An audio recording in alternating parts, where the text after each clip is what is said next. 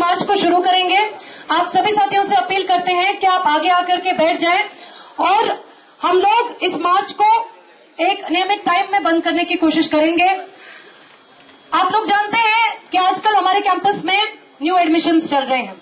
जिस वक्त new admissions चल रहे हैं उस वक्त हम लोग कोशिश करते हैं कि सभी पेरेंट्स को हम लोग ये बताएं कि जेएनयू एक सेफ कैंपस है, जेएनयू एक अच्छा कैंपस है, जेएनयू एक बढ़िया पढ़ाई करने की जगह है, जेएनयू साइंटिफिक रिसर्च के लिए एक बहुत अच्छा लर्निंग इंस्टीट्यूशन है। लेकिन उस वक्त हमारे बीच में एक ऑर्गेनाइजेशन है जिसका नाम है एबीवीपी, जो एक बुकलेट सर्कुलेट करता है जेएनयू का सच, और न सिर्फ बुकलेट सर्कुलेट करता है, उसके एक्टिविस्ट आकर के नए स्टूडेंट्स से कहते हैं कि यहाँ पर पाकिस्तान जिंदाबाद के नारे लगते हैं। उसके एक्टिविस्ट पेरेंट्स से जाकर के कहते हैं कि यहाँ पर पाकिस्तान जिंदाबाद के नारे लगते हैं। यहाँ पढ़ाई वढ़ाई नहीं होती, यहाँ तो यही सब कुछ होता है। और आप जानते हैं हमारे इंस्टीट्यूशन को बदनाम करने के लिए, हमारे इंस्टीट्यूशन को गवर्नमेंट स्कैनर में लाने के लिए जो एक संगठन रिस्पॉन्सिबल है, वही संगठन आज हमारे इस मार्च में अपने 2 चुटपुट एक्टिविस्ट्स को भेजता है और वो सबसे लास्ट में खड़े रहते हैं, लेकिन फिर भी पहचाने जाते हैं क्योंकि अपने हाव भाव से पता चल जाता है कि वो संघी है, उनकी मेंटालिटी से पता चल जाता है कि वो संघी है। वो जिस तरह के बिहेवियर से मार्च में मौजूद रहता है उससे पता चल जाता है कि वो संघी है। हर कोशिश की जाती है उसको डिसरप्ट करने की। आज यहाँ पर पुलिस के साथी खड़े हुए हैं, हमें बहुत खुशी है कि पुलिस से कुछ आला अफसर यहाँ पर खड़े हुए हैं जिनको आज जेएनयू की बात सुनने का मौका मिलेगा, आज हमारी बात सुनने का मौका मिलेगा। आप लोग सुनते हैं मॉक वीडियो के जरिए, जी न्यूज के जरिए और टाइम्स नाउ के जरिए, लेकिन आज सरकारी कैमरा से रिकॉर्डिंग कर रहे हैं तो सुन लीजिए। आप लोगों ने बार बार ये पोर्ट्रे करने की कोशिश की कि कश्मीरी स्टूडेंट यहाँ पर किस तरह से आते हैं। जैसे हमारी प्रोफेसर अमिता सिंह ने कहा कि कश्मीरी इन्फिल्ट्रेंट्स हैं, वो इन्फिल्ट्रेट करके आए हैं। वो कहते हैं कि नॉर्थ ईस्ट के स्टूडेंट इन्फिल्ट्रेट करके आए हैं। इन्फिल्ट्रेट बॉर्डर को किया जाता है। अगर आप अमिता सिंह, अगर दिल्ली पुलिस, अगर एमएचए जिसको वो डोसियर दिया गया था जिसमें ये बातें कही गई थी, अगर वो लोग मानते हैं कि कश्मीर इंटेग्रल पार्ट है, तो पहले तो आप ये बताइए कि इन्फिल्ट्रेशन कैसे हुआ, और अगर आप नहीं मानते हैं इंटेग्रल पार्ट है तो उस पर बात कीजिए। अगर आप मानते हैं कि वहां पर किलिंग होना और यहाँ पर किलिंग होने में अंतर है तो कश्मीर पर बात कीजिए। अगर आप मानते हैं कि वहां पर रेप होना और यहाँ पर रेप होने में अंतर है तो कश्मीर पर बात कीजिए। लेकिन आप बात करते हैं सिर्फ बंदूक की नोक से, आप बात करते हैं ऐसे मीडिया चैनल से जिनको मीडिया चैनल बोलने में शर्म आता है, जो दलाली के अड्डे हैं मोदी सरकार के, जी न्यूज और टाइम्स नाउ और न्यूज एक्स जैसे।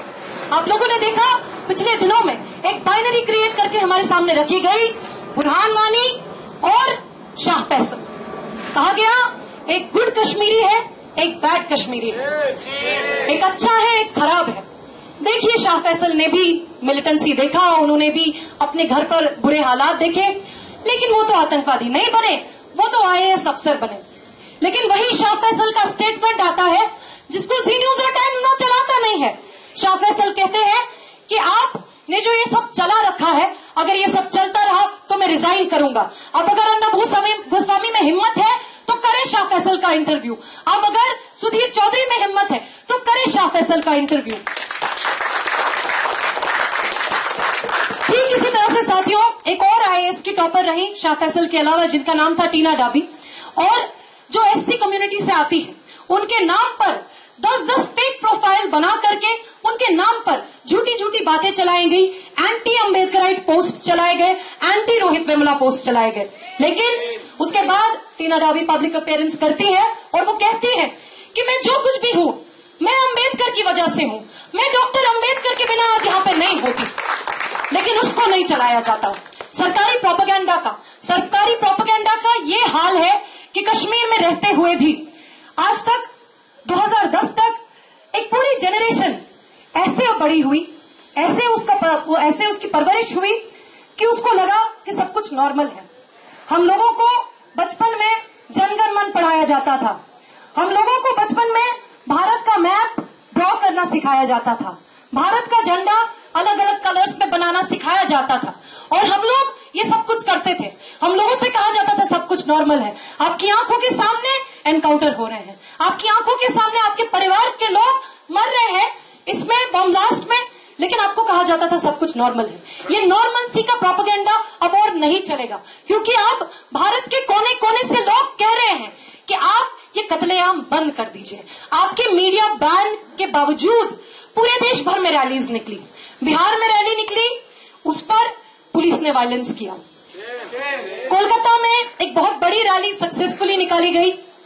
जंतर मंतर पे जब हम लोग रैली कर रहे थे, जंतर मंतर पे जब हम लोग का प्रोटेस्ट चल रहा था, उस वक्त एसएचओ से लेकर डीसीपी तक सब लोग कहते हैं आपकी प्रोटेस्ट की परमिशन नहीं है। लेकिन जब हम पूछते हैं कि परमिशन क्यों नहीं है, उनके पास कोई भी सस्टेनेबल जवाब नहीं होता है। वो कहते हैं अंडरटेकिंग दीजिए। लेकिन ये डिस्क्रिमिनेटरी एटीट्यूड क्यों? हम लोग हर चीज पर प्रोटेस्ट करते हैं। जेएनयू इसी बात के लिए बदनाम है कि हर चीज पर प्रोटेस्ट करता है। कभी न्यूक्लियर एनर्जी पर, कभी रोहित वेमुला के इश्यू पर, कभी फेलोशिप के मामले पर, कभी इजराइल फलस्तीन पर, लेकिन कभी हमसे अंडरटेकिंग नहीं लिया जाता। लेकिन आप इजराइल फलस्तीन से ज्यादा एलियनेटेड, इजराइल फलस्तीन से ज्यादा दूर आप कश्मीर को समझते हैं, क्योंकि आप सिर्फ और सिर्फ कश्मीर के क्वेश्चन पर किए गए प्रोटेस्ट पर हमसे अंडरटेकिंग लेते हैं। अपने अंदर इंट्रोस्पेक्ट कीजिए, अपने आप से पूछिए कि कौन अलगाव पैदा कर रहा है। आप मीडिया को बैन करते हैं। कश्मीर टाइम्स के अखबार को, ग्रेटर कश्मीर के ऑफिस को पूरा रेड किया जाता है। इंटरनेट को बैन किया जाता है और उसके बाद इंटरनेट बैन करके राजनाथ सिंह ट्वीट करते हैं कश्मीर की जनता आप शांति बरकरार रखिए। ट्विटर पर लिखते हैं, अपना मजाक बनाते हैं, जैसे पहले एक बार अपना मजाक बना चुके हैं। हाफिज सईद के फेक ट्विटर को ट्वीट करके अपना मजाक बना चुके हैं होम मिनिस्टर साहब सो कॉल्ड। आज फिर से अपना एक बार मजाक बनाते हैं। कश्मीर में इंटरनेट बैन करके ट्वीट करते हैं, कश्मीरी लोगों को कहते हैं कि आप लोग शांति बरकरार रखिए। सिर्फ इतना ही नहीं, कोई जिले में, बारामूला डिस्ट्रिक्ट में प्रीपेड और पोस्टपेड तो दूर की बात है, प्रीपेड और पोस्टपेड तो पूरी वैली में बंद थे। बारामूला जिले में लैंडलाइन को भी बंद किया जाता है। और आप लोग देखते हैं किस तरह से फेसबुक पर आरएसएस का जो पूरा मशीनरी है वो इस किलिंग्स को जस्टिफाई करने में लगा हुआ है। ऐसी किलिंग्स जिसको आर्मी खुद जस्टिफाई नहीं कर पा रही। आर्मी का बयान काजीगुंड किलिंग्स पर पढ़िए, उसके बाद हमसे कश्मीर पे बात कीजिए। आर्मी काजीगुंड किलिंग्स को रिग्रेट करती है, लेकिन संघी फेसबुक पर उस पे स्माइली बनाकर कहते हैं काजीगुंड में किलिंग्स हुआ, बहुत अच्छा हुआ। आप शर्म कीजिए, आप तो जिस चीज को आर्मी खुद जस्टिफाई नहीं कर पा रही है, आप उसको जस्टिफाई कर रहे हैं। एबीवीपी का हैदराबाद सेंट्रल यूनिवर्सिटी का यूनिट कहता है कश्मीरी जनता पर बहुत जुल्म हो रहा है। आर्मी की एक्सेसेस को हम लोग कंडेम करते हैं। आप लोगों को शायद आश्चर्य होगा ये बात सुनकर, क्योंकि अभी अभी हैदराबाद सेंट्रल यूनिवर्सिटी में एक पंजाबी लड़के को कश्मीरी समझ के पीटा गया। लेकिन वही एबीवीपी का जो एचसीयू यूनिट है, वही एचसीयू का जो एबीवीपी यूनिट है, वो कश्मीर की किलिंग्स को कंडेम करता है। ये जो लेटेस्ट किलिंग्स है इसको कंडेम करता है। इस वक्त में हमें सोचना पड़ेगा कि कौन सी चीज मजबूर होती है आर्मी को और एबीवीपी को इन किलिंग्स को कंडेम करने पर। बात दरअसल ये है कि कश्मीर में जिस चीज को हमेशा ऐसे डिसमिस करके बोला जाता है कि ये तो आतंकवाद है, ये तो टेररिज्म है, एक्चुअली में टेररिज्म है नहीं। इस वक्त लाखों लाखों लोग सड़कों पर आ रहे हैं, अपनी आवाज उठा रहे हैं। वो लोग निहत्ते हैं, वो लोग मजलूम है, उनके पास में कुछ भी नहीं है। वो लोग अब बस अपने जिस्म के साथ में फाइट कर रहे हैं। उनके पास ना बंदूक है, उनके पास ना पत्थर है, उनके पास ना आपके सरकारी खिलौने हैं, पैलेट गन जैसे, जिससे आप हमारी बॉडीज पर एक्सपेरिमेंट करते हैं, वो उनके पास में नहीं है। But they are fighting with their bodies, they are fighting with their entire existence. They are children, they are women, they are old people. You cannot call them terrorists, you cannot sustainably call them terrorists. आप जितना इस issue को ignore करेंगे और बोलेंगे ये तो terrorist problem है, टेररिस्ट प्रॉब्लम है, आप खुद प्रॉब्लम में आ जाएंगे। आप खुद प्रॉब्लम में आ जाएंगे क्योंकि दुनिया देख रही है। आप जगह जगह से चैनल बंद कर दीजिए, लेकिन कोई ना कोई इन्फॉर्मेशन आती है और उस इन्फॉर्मेशन को लोग इस वक्त शेयर कर रहे हैं। लोग जगह जगह से पूरे हिंदुस्तान से उठ करके बोल रहे हैं, not in our name, not for our सेक।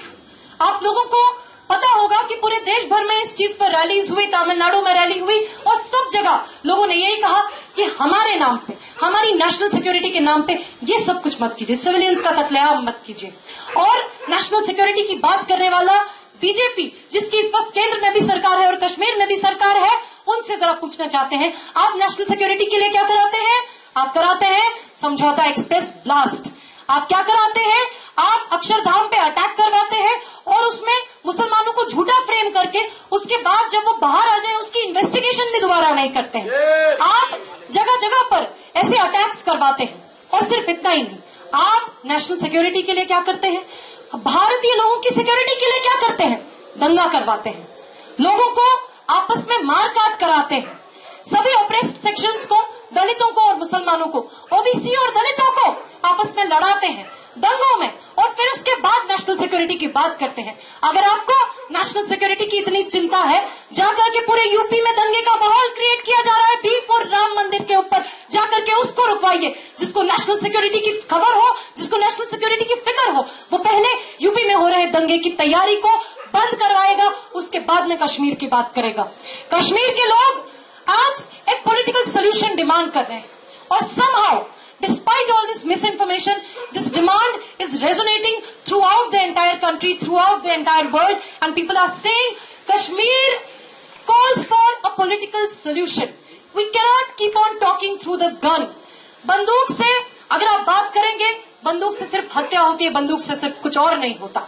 हम लोग देखते हैं कि ये जो साइकिल ऑफ किलिंग्स है, ये 2008 में, 2009 में, 2010 में, 2016 में बार बार होता है। लेकिन ये क्यों होता है और ये क्यों होता रहेगा, अगर हम लोग इसको नहीं समझेंगे तो कश्मीर के लिए हमारा कोई भी कंसर्न झूठा है।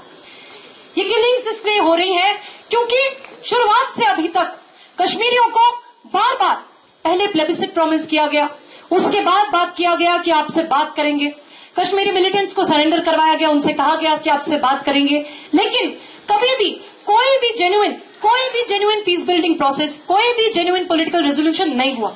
और ये सिर्फ इस बात में नहीं है, पाकिस्तान के साथ में जो कश्मीर है, वहां पर इस अप्रैल में वहां के नौजवानों ने, कश्मीरी नौजवानों ने पाकिस्तानी सरकार के खिलाफ प्रोटेस्ट किया और कहा कि हमें ऑक्यूपाई करना बंद कीजिए और इस मसले का सियासी हल निकालिए। दोनों तरफ के कश्मीर से आज ये आवाज आ रही है कि इस इशू को जिंदा मत रखिए। लेकिन इस इशू को जिंदा कौन लोग रखना चाहते हैं? इस इशू को जिंदा वो लोग रखना चाहते हैं, नरेंद्र मोदी, राजनाथ सिंह और मनमोहन सिंह जैसे जो लोग कश्मीर का पॉलिटिकल सोल्यूशन नहीं चाहते, जिनका कोई भी फैमिली मेंबर आर्मी में नहीं है। आज आर्मी के नाम पर बहुत कुछ हमसे बोला जाता है, कहा जाता है आर्मी के लोग मर रहे हैं। सही बात है, आर्मी के लोग मर रहे हैं, लेकिन वो एक आर्मी ऑफिसर वीर सिंह नाम का, जिसकी पांपोर में गन फाइट में हत्या हुई, वो जब अपने गांव में उसकी बॉडी ले जाई जाती है, उसको 10 बाय 10 फुट की जमीन नहीं मिलती उसका ब्यूरियल करने के लिए, क्योंकि वो निचली जाति का है। ये कंसर्न है आपका आर्मी के लिए, ये झूठा कंसर्न जाकर के अपनी जेब में रखिए, और हमसे बात करना है तो करेक्ट टर्म्स पे बात कीजिए। आर्मी के लोग क्यों मर रहे हैं, कौन उनको मरवा रहा है? क्या अर्नब गोस्वामी का कोई रिश्तेदार आर्मी में है? आर्मी में तो नहीं है, लेकिन हम लोग ये जरूर जानते हैं कि आसाम में है, जहां पर वो एमएलए बन गए हैं उनके चाचा अर्नब गोस्वामी के, बीजेपी से। ये बात हम लोग जरूर जानते हैं, लेकिन उनके आर्मी का उनका कोई रिश्तेदार आर्मी में नहीं है। नरेंद्र मोदी का कोई रिश्तेदार आर्मी में नहीं है, राजनाथ सिंह का कोई रिश्तेदार आर्मी में नहीं है। आर्मी में अगर जिसका भी रिश्तेदार होगा, आप लोगों ने देखा होगा पिछले दिनों 2-3 इस तरह की चिट्ठियां लिखी गई। These were written by army kids, these were written by people who have families in the army, and many people sitting here I know have parents and brothers and sisters in the army and are aspiring to go into the army. I know such people. उन लोगों ने कई बार ऐसी open letters लिखी और कहा कि civilian killings बंद कीजिए। आर्मी को किससे नुकसान है? आर्मी को नुकसान है प्रोलॉन्ग कॉन्फ्लिक्ट से। आज अगर आप लोग आंकड़े देखें, आर्मी के अपने आंकड़े देखें, by the army zone admission, more army man die by committing suicide due to depression than in combat. Combat में, गन फाइट में उतने लोगों की हत्या नहीं होती, उतने आर्मी मैन की हत्या नहीं होती जितने लोगों की आर्मी में, जितने लोगों की सुसाइड करके उनकी मौत होती है। ये क्यों हो रहा है? क्यों आर्मी के लोग सुसाइड के चलते अपनी आत्महत्या कर रहे हैं? क्योंकि आपने एक प्रोलॉन्ग कॉन्फ्लिक्ट को पनपने दिया है। आप इस कॉन्फ्लिक्ट को जिंदा रखना चाहते हैं ताकि यूपी इलेक्शन जैसा मौका आए और आप उस मुद्दे को फिर से उठाएं, ताकि राम मंदिर के साथ साथ में कश्मीर का मुद्दा जोड़ करके आप लोग फ्रेंजी पैदा करें, पूरे देश भर में फ्रेंजी पैदा करें। आप लोग जानते हैं कि हमारे बीच में भी इतना सेंसरशिप पैदा कर दिया गया है कि एक मुद्दा जिस पर जेएनयू कैंपस में हर बार बात होती थी, कोई सेंसरशिप नहीं होता था, उस पर एक ऐसी साइलेंस एनफोर्स कर दी गई है कि कोई बात नहीं कर पाता। आप लोग देखते हैं कि कश्मीर का मुद्दा हर बार उस पर ओपनली बात होती थी, ओपनली उसको डिस्कस किया जाता था, लेकिन आज एक आतंक का माहौल है। आतंक किसने क्रिएट किया है? स्टेट ने क्रिएट किया है। आतंकवादी कौन है? स्टेट, क्योंकि हमें बात नहीं करने दे रही, हमारी बात करने की आजादी को छीन रही है। हम लोग इस बात करने की आजादी को आज यहां से रिक्लेम करते हैं और आज हम लोग कश्मीर पर बात करेंगे।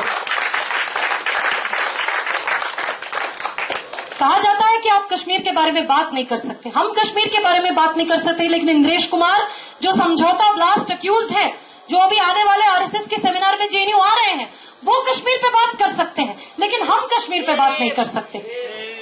आप में इतनी हिम्मत है तो जाकर के पहले उनको रोकिए, लेकिन उनको रोकेंगे नहीं। क्यों? क्योंकि वो मोदी भक्त है। वो मोदी भक्त है, इसलिए चाहे वो आतंकवाद कर ले, वो ब्लास्ट करा ले, वो कुछ करा ले, आप उनको कभी नहीं रोकेंगे। साथियों, खुद अगर हम आर्मी का अपना एडमिशन देखें तो कश्मीर में 1500 से ज्यादा मिलिटेंट एक्टिव नहीं है, और अगर हिजबुल मुजाहिदीन का हम लोग रिक्रूटमेंट देखें वो 400 से ज्यादा वहां पे नहीं है। तो क्यों नहीं भारत सरकार एक सिंसियर डायलॉग प्रोसेस स्टार्ट करती है? क्यों हमें हमेशा एक फार्स दिखाया जाता है?